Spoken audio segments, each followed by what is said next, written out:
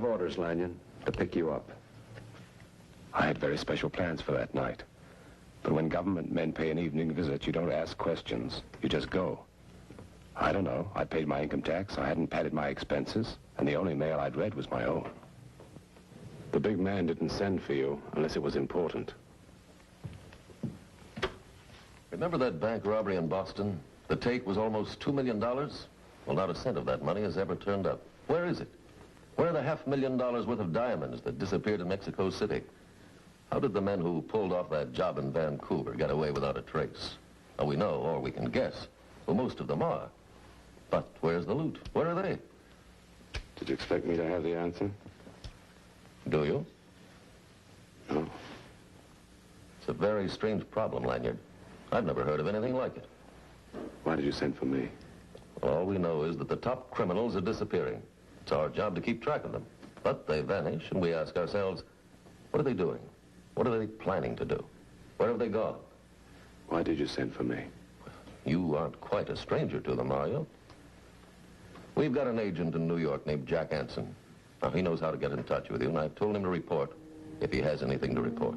A man's life just isn't his own these days. Jack Anson, huh? I admit it sounds very interesting. Okay, I'll play along.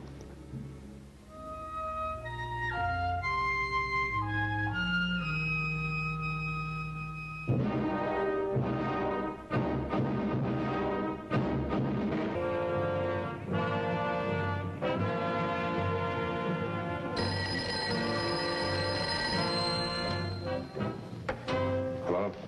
Michael Lanyard? Yeah. This is Jack Anson. Don't ask any questions. There's a drugstore at 21st Street and 6th Avenue, Lanyard. I am putting something underneath the phone box. Take it to the Blue Lantern in the village, and be careful. Hanson. Hanson. Hanson. When I got there, Jack Anson had already been taken to the morgue. I found the key that Anson had left. It looked like any ordinary key, except on one side it had the initial CML, and on the other, good for one dance, Blue Lantern, New York. The Blue Lantern Cafe wasn't hard to find, nor was it anything very special. I took a deep breath and said to the bartender, "I'm alone. I shouldn't be, not with this."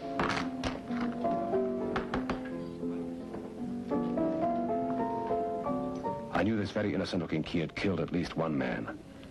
I wanted to know the answer.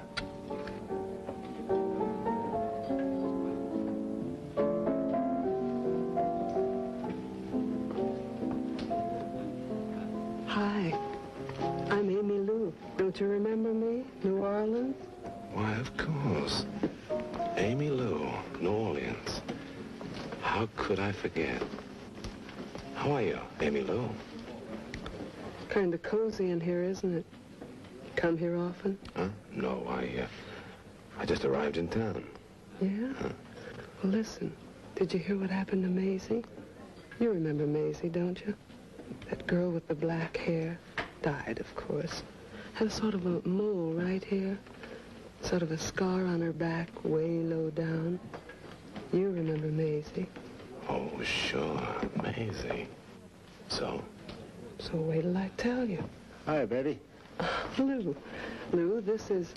Michael Lanyard. I would have thought of it in a second. Lou Zapata. Hi. Mike's from New Orleans, Lou. We were just talking about Maisie. You remember Maisie, Lou? Oh, yeah, sure. Maisie. How do you like the joint, Lanyard? Huh?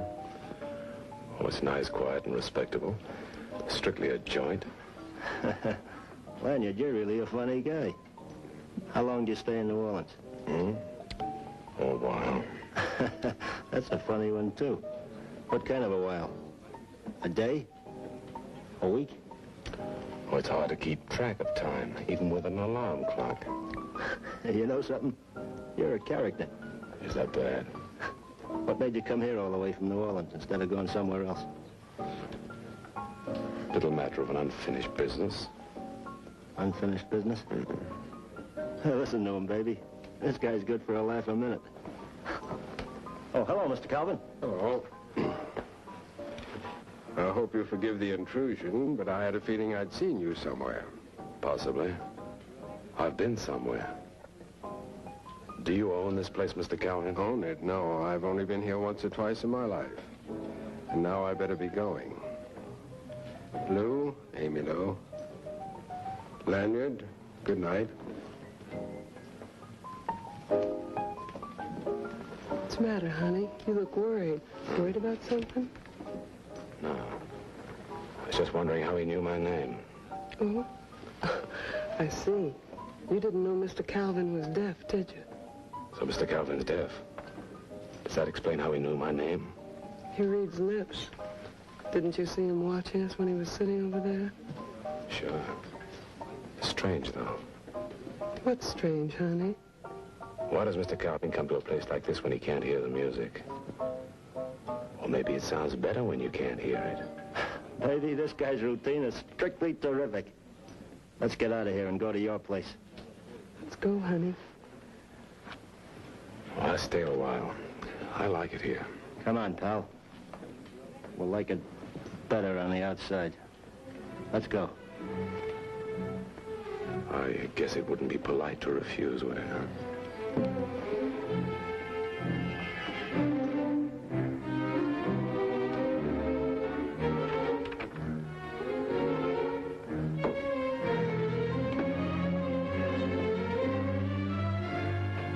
Okay, Lanyard, hold it.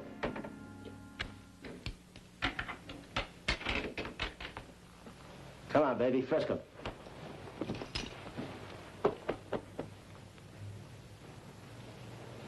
He's clean, Lou. No gun, not even a knife. Can you imagine? He is a character. Take your coat off. For what reason? When I think of one, I'll let you know. And don't try anything ridiculous. Hey, baby, how do you like that ridiculous? Maybe I'm a character, too. Go on. With a lady present? Don't mind me, honey. And let's not think about throwing that coat at me. Just drop it on the floor. Men, they're such slobs. Now what? Now go on over there and put your hands on the table. You never should have said that you knew that gal in New Orleans, honey, because I never even heard of her myself. You're right, Lou. He is a character. Even gave his right name. Shut up, baby. We're going to get some answers out of this guy. Answers, Lou? All you need do is ask. Okay, who are you working for? Nobody. Who sent you to the Blue Lantern? Nobody. Where'd you get the copper key? I don't remember. Where'd you get the copper key? You know something, Lou? I don't think we're ever really going to be friends. I got to catch a plane tonight, and I can't waste any more time. Tie his hands, baby. What are you waiting for, Lou? Why don't you get rid of him now? Shut up and do as I tell you.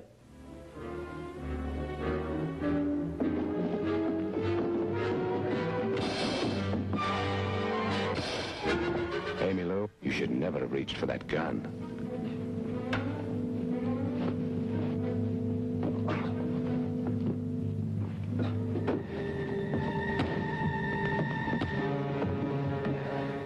That's for a guy I never knew. Jack Hansen. When I picked up Lou Zapata's gun, I found another copper key attached to it. Just like the one Jack Hansen paid for with his life. But the other side was different. Instead of New York, Lou's was stamped New Orleans.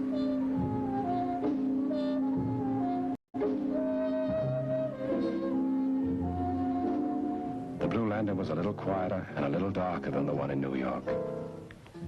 And it was a different girl. Where was it we met before? Mexico City, San Francisco? You remember Conchita, don't you? Darling, what did you say your name was? Lillian. No, Lillian. I never saw you before. I never heard of a girl called Conchita, though I admit she sounds interesting. I could be wrong. Do you want to dance? It's been too long. I don't think I could. But I've got something here that says I'm entitled to a dance. Okay, follow me. It looked like I'd given the right answers.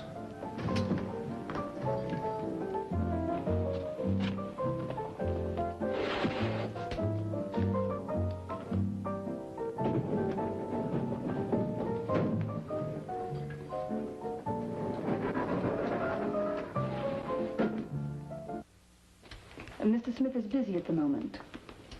I'll wait. Won't you sit here, please? Thanks. It'll speed things up a little if I ask you a few questions while we're waiting. You don't mind. Not at all. Your name? Alexander Hamilton. Alexander Hamilton. Such a nice name. I'm glad you like it. Now, port of entry? New York? New Orleans, San Francisco? Detroit? I'd rather not say. Good. Port of entry? Unspecified. But this is a foreign case, isn't it? I mean, it isn't an internal affair. Hmm? Oh, no, it's not an internal affair. Does every man tell you how beautiful you look, Miss... Hamilton. Alexandra Hamilton. Oh, yes. Men tell me how beautiful I am until sometimes I get quite sick at my stomach. Does that answer your question? Miss Hamilton, I love you.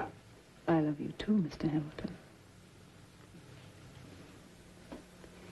Can you give me an estimate of the length of time you intend to spend at Copper Mountain? Copper Mountain? Oh, the length of time. Well, it's hard to say, you see. Time is relative. Time is very, very relative. Yes, but accommodations at Copper Mountain Lodge are limited. Even for the biggest men, we've simply got to know how long we intend to stay. Yes. Come in here. I'll be right in.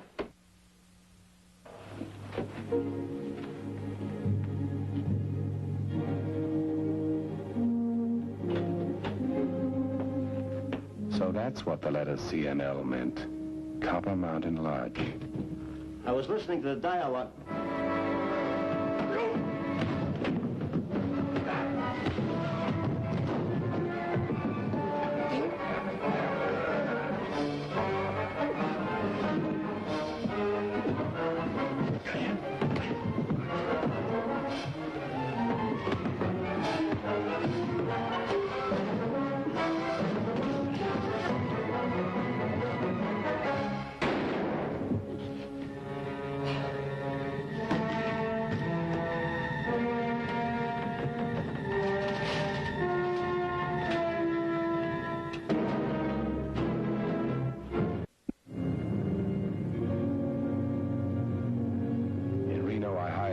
Drove 40 miles on a lonely road, twisting through the mountains like a tangled string.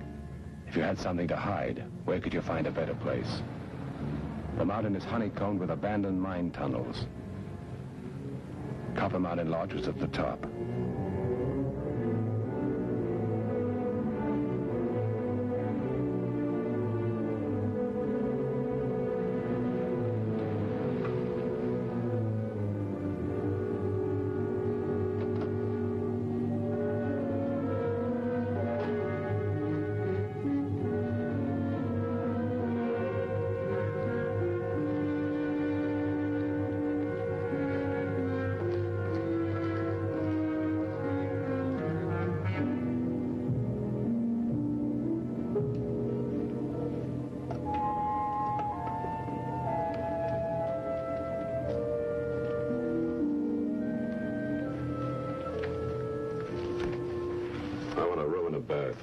Sorry, sir. I'm afraid I don't have a thing.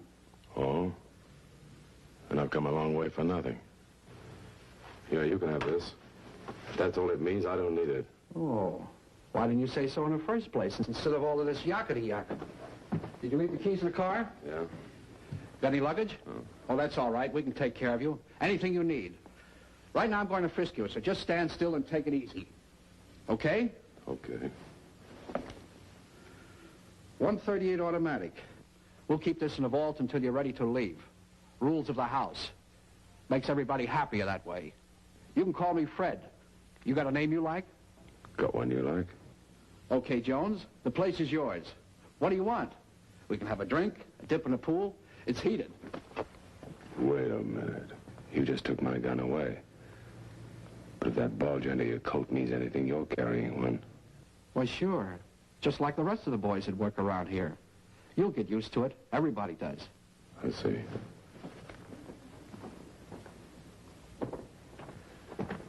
phone I can use? There, the first thing you want is something we haven't got. Maybe there's one nearby, huh? There's nothing nearby, Jones, nothing, including a phone. And if there was, you couldn't use it. Oh? Once you're in, you're in. No one's allowed to leave this lodge without Mr. Calvin's permission. And Mr. Calvin isn't here right now. He's due back sometime tonight. Your room will be ready in a half hour. Okay. Make yourself at home. I will. I'll just walk around.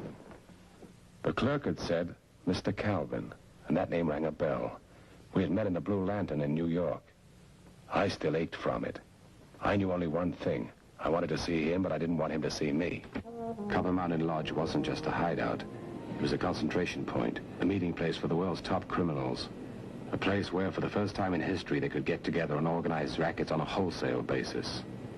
And of course, the simple copper key was the passport.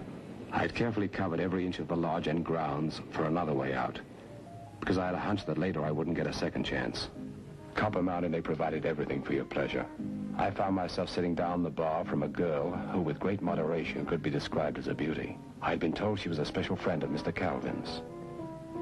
She was trying to be friendly to me.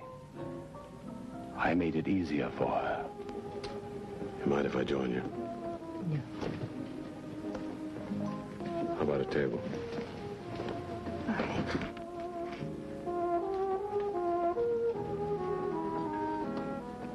How long are you going to be here? I don't know. Would it make any difference to you? It might.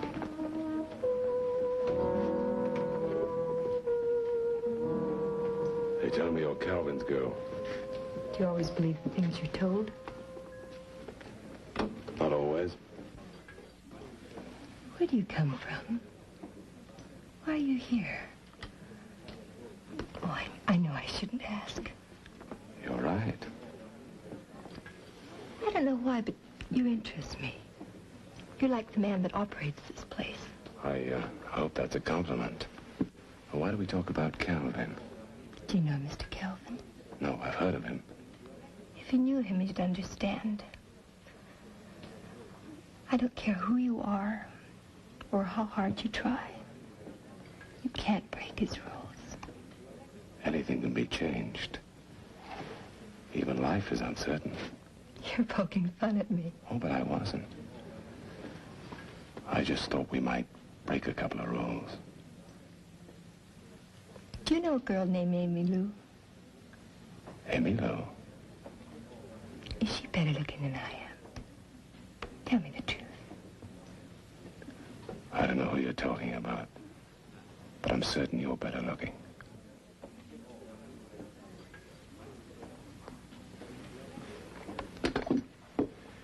What are you doing? Oh, sometimes I take this when I wake up in the middle of the night. You're a character. I've heard that before. Well, there's Mr. Calvin. I think he's looking for me. He's deaf, poor thing. I'd wave at him, but it makes him sort of self-conscious. Pardon me. I'll be back in a moment.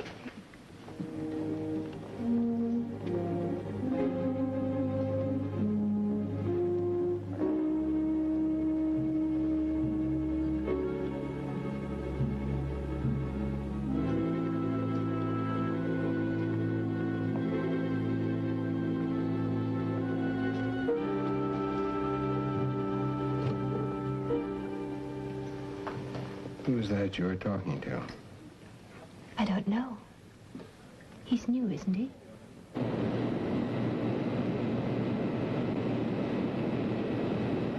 I had prepared for Mr. Calvin. A little sugar in the gasoline tank, and the best motor in the world becomes just a useless hunk of metal. I hadn't been able to find another way out, so if there was more than one way, Calvin was going to show me. Even in the dark, I couldn't miss that white suit.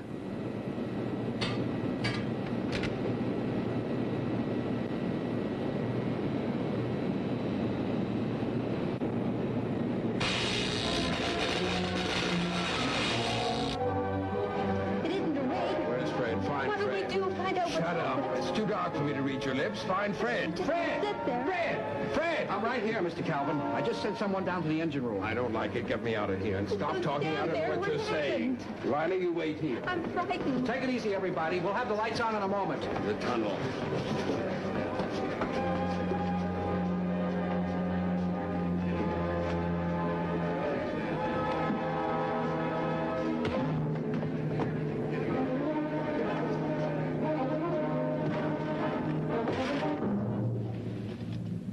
Turn the flashlight on, Fred.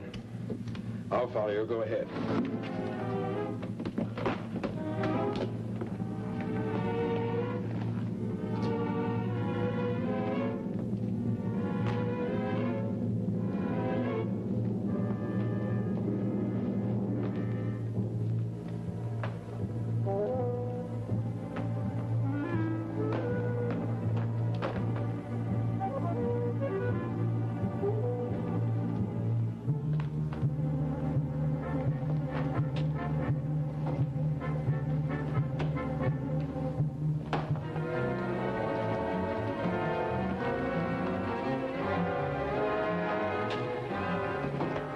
This is as far as we go.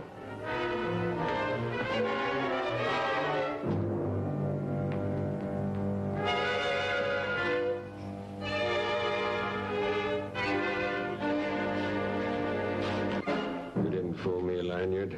Not when some of that light bounced off the walls onto your face. Nevertheless, I want to thank you for getting me here. Only Fred and I know about this tunnel. They'll find your bones here 1,000 years from now.